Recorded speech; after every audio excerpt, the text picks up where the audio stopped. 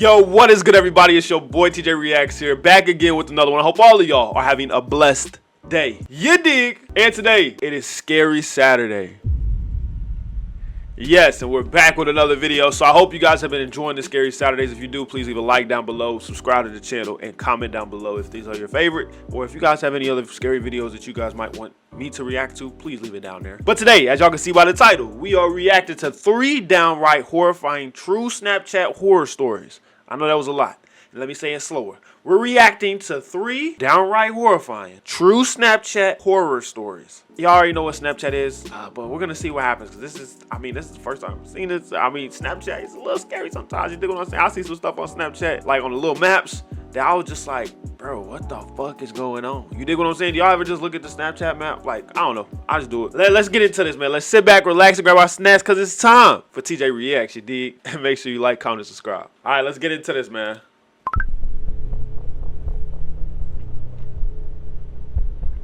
Snapchat horror stories. Let's get it. Story 1. It was winter break 2015. I lived in a townhome about 10 minutes away from the college I attended. For the sake of context, I'm a female. I lived with 4 other girls I met during my first 2 years living in the campus dorms. All of them went back home for break, so I was left home alone. I had an internship that I had to stay in town for, which was fine by me. I enjoyed the peace and quiet. Plus, flights back home were wildly expensive during that time of year. The first couple weeks were fine. I actually got a lot of work done. But that's when things started getting weird. Back at the start of the previous semester, when I had first moved into the place, in one of the townhomes across the street, we met a guy around the same age as us. I assumed he went to our same college, but looking back, I never actually asked him. Okay. He just kind of looked that age, so I kind of assumed he did. Assumptions get you fucked up. He always acted sort of creepy and awkward. He would often try to spark up conversations with us as we walked outside to our cars. He's just a little friendly. A month into the semester, and he walked up to me, really nervous, and asked for my number. I already didn't like to give out my number to guys who asked for it, but I could tell it took him a lot of courage to ask. That's safe. So I opted to give him my Snapchat username instead. That's safe. He happily agreed, and I went on my way. A few days went by, and I was already starting to regret this decision. Damn. First of all, his Snap score was literally 0, meaning he had made the account for the sole purpose of adding me. Yeah, don't do that. If they have no score, folks, do not add them. Or if they score low, bro, they weird. Don't do it, don't do it, don't do it. I wanted to give him the benefit of the doubt because he was new to the app, but some of the things he would send me were just downright inexcusably creepy. Like, he would send pictures of my bedroom window at night saying he was about to go on a late night run, or a picture of campus asking if I was in class and which building I was in. What? Anyway, fast forward back to winter break, and he was still sending snaps like this. What creeped me out the most was he picked up on the fact that I was home alone, because he kept sending pictures of just my car parked in front of our townhome.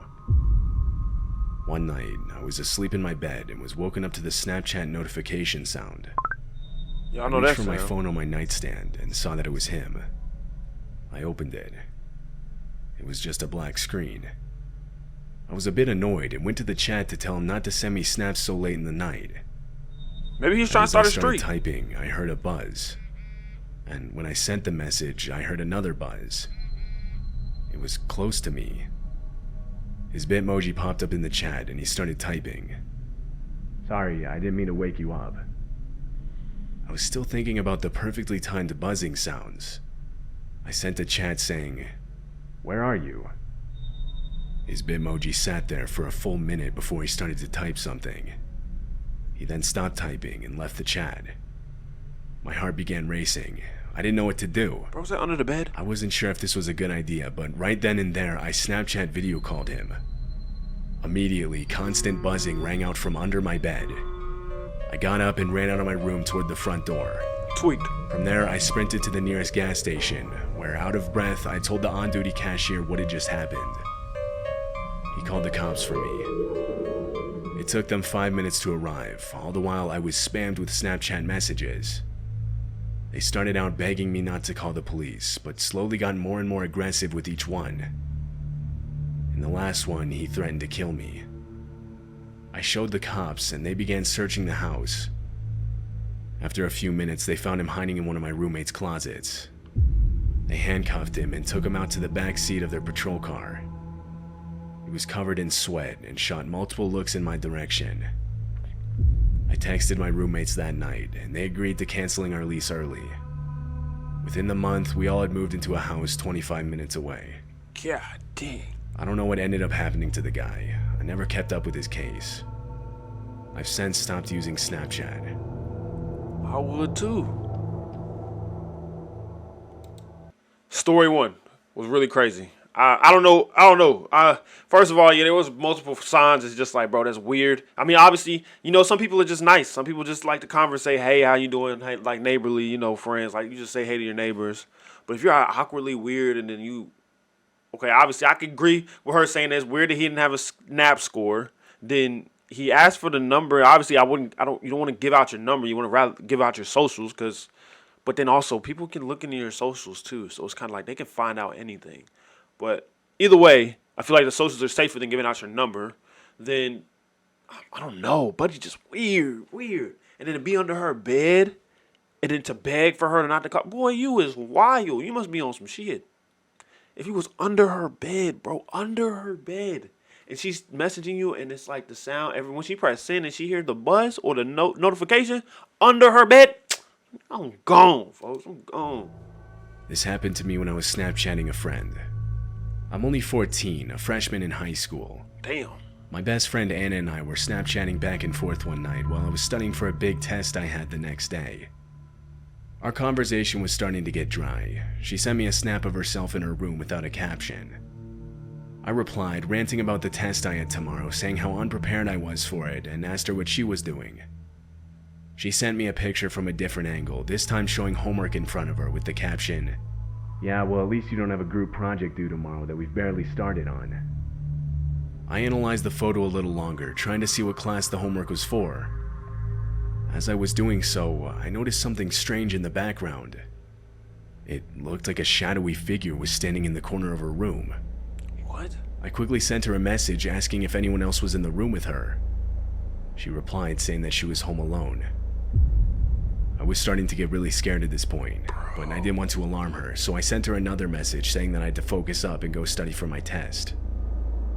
Immediately, she opened it, but minutes went by and she didn't respond, which was pretty uncharacteristic of her.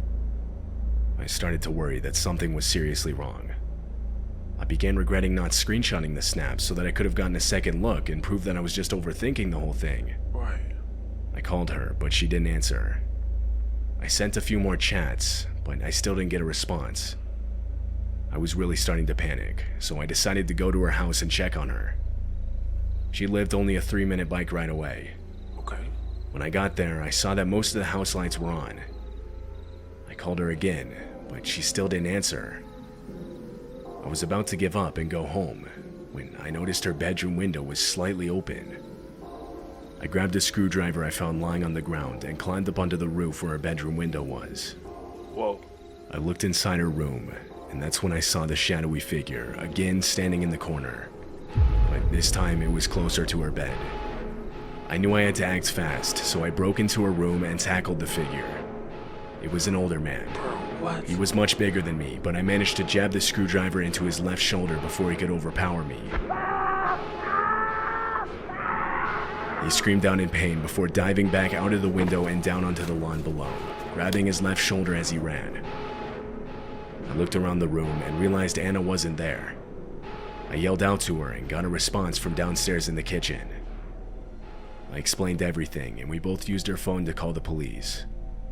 What? Police located a blood trail and followed it a few yards down the sidewalk before it abruptly disappeared, suggesting the man got into a car. Anna said how after I told her I was going to study, she put her phone down and went downstairs to make some food, which explained why she didn't answer my calls. Facts. That's when, a few minutes later, she heard the commotion upstairs. It's horrible to think about, but I honestly wonder what would have happened if I never noticed the guy on her Snapchat.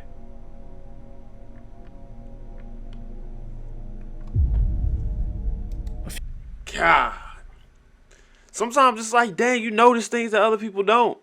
And sometimes that's why I say you gotta listen to some people sometimes instead of talking so much, because She noticed something that they didn't. It's all about perspective. Sometimes people see something a different way. Like, I might think this is a better picture right here. You might think this is a good picture right here. But I tilt the camera down, put it up a little bit, and I might think that's the better angle. But it's the same perspective. You dig what I'm saying? Like, I don't know. It's just, I don't know. That's scary. And to be, first of all, why are you in her crib? That's weird. A few nights ago, I was struggling to fall asleep and was getting extremely bored, so I pulled out Snapchat to pass some time. I was going through people's stories when I noticed someone added me. Now, if you've ever used Snapchat, you probably already know about the massive problem it has with bots. 9 times out of 10 when someone adds me, it's just some bot trying to scam me into sending in money one way or another. Right. I have no idea. Also, hold on, before we continue, I know I don't want to keep pause. Like, this is the first time I really paused it, but how do y'all feel about, like, people adding you on Snapchat by search or by, like, just randomly?